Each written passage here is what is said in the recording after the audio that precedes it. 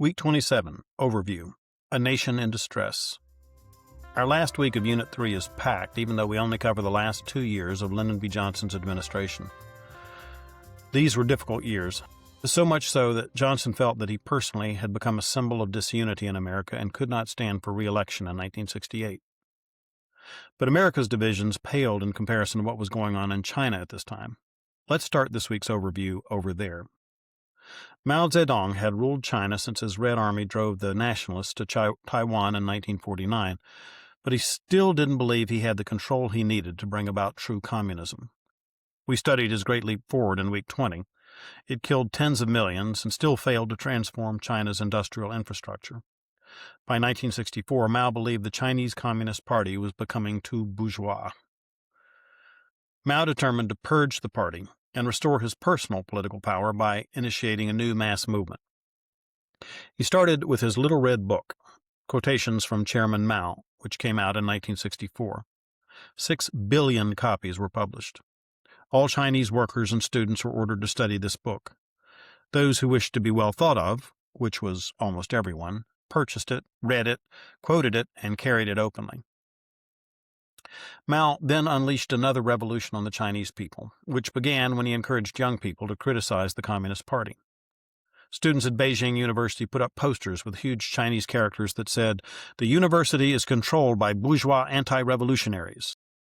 With Mao's approval, youths in high schools and universities across China rebelled against the party. The movement spread like wildfire. The Chinese Communist Party didn't realize that Mao was actively promoting this uprising. Party officials used their usual methods to try to control the students, but the students formed secret societies and called themselves the Red Guard. Mao called a meeting of top officials, and he packed it with his supporters, and then purged many in the top echelon of the party.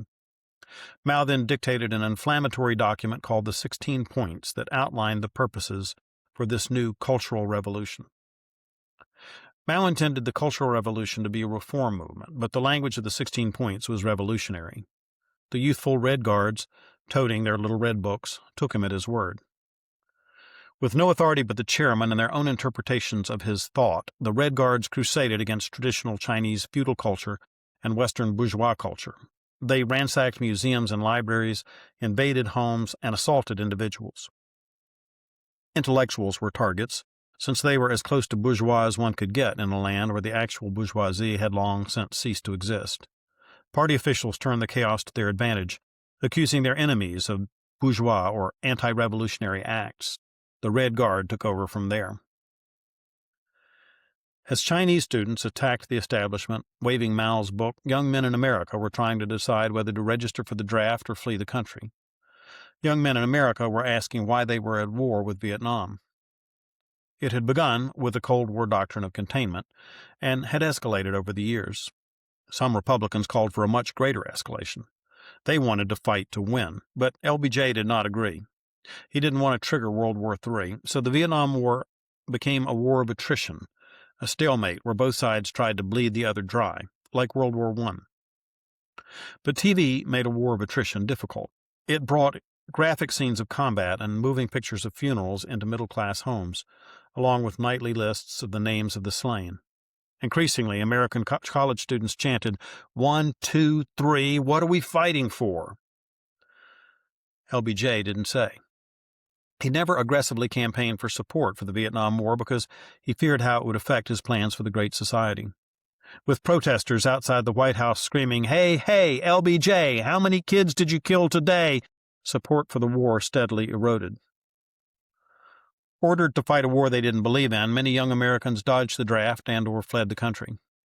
Others created their own counterculture, dropping out of mainstream society altogether. The hippies chose sex, drugs, and rock and roll over the conventional American lifestyle. They put on beads and brightly colored clothing, grew out their hair in rejection of the establishment. Many of these hippies left home to live in communes. Music was essential to the hippie lifestyle, rock and roll and folk music. Many of these were protest songs.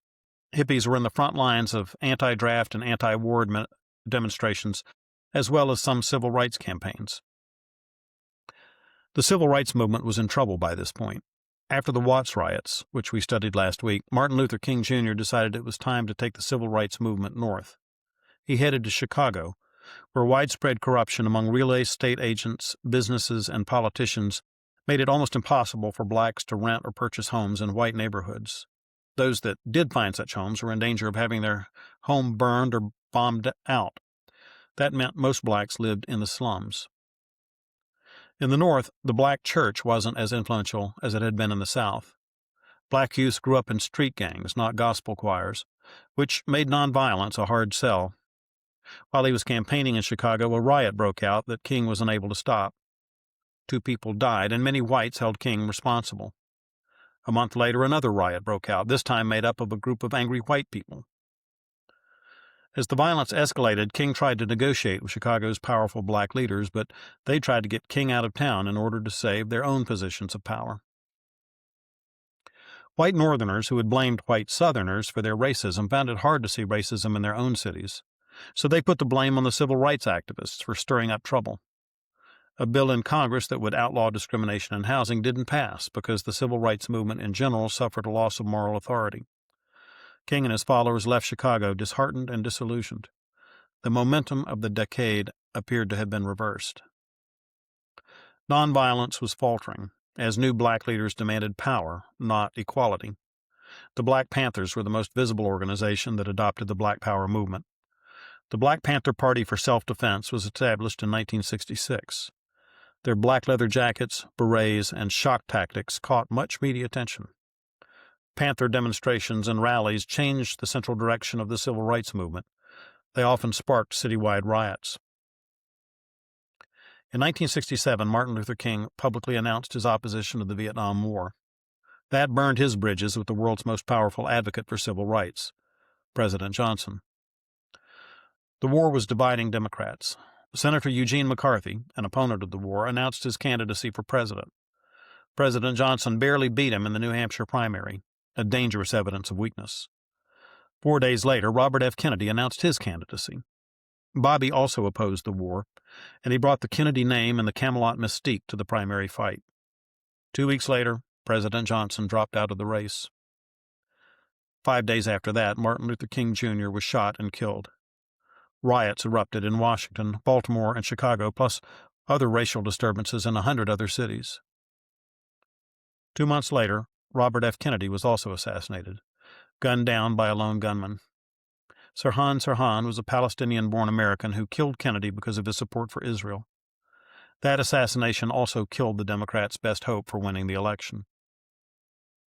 Johnson's vice president, Hubert Humphrey, essentially inherited the nomination, even though he supported a war that many Democrats stridently opposed. Anti-war activists rioted at the 1968 Democratic National Convention in Chicago. To make matters worse for Humphrey, the openly racist governor of Alabama, George Wallace, ran on a third-party ticket that carried 5 southern states. Nixon won the popular vote by a whisker, but he carried enough states for a comfortable win in the Electoral College. We began this week in China. Let's end it there, too. Mao was deeply disappointed by the Cultural Revolution, which killed hundreds of thousands but failed to address the basic problem that Mao was trying to solve. Mao had wanted the Red Guard to attack the communist bureaucracy, but their focus remained on the hapless teachers and superficial aspects of China's society. In the end, Mao was forced to use the People's Liberation Army to suppress his own cultural revolution. It took a long time to crush the movement. It was 1968 before the Red Guards were finally quelled and the party was sufficiently purged of all remaining opposition. Mao and the purged party would dominate Chinese political life until he died in 1976. These years of crisis and confusion had lasting effects. Many young people were alienated from traditional American values. Some of the radical students of the 1960s became professors, challenging the fundamental principles of American capitalism and democracy from on campus.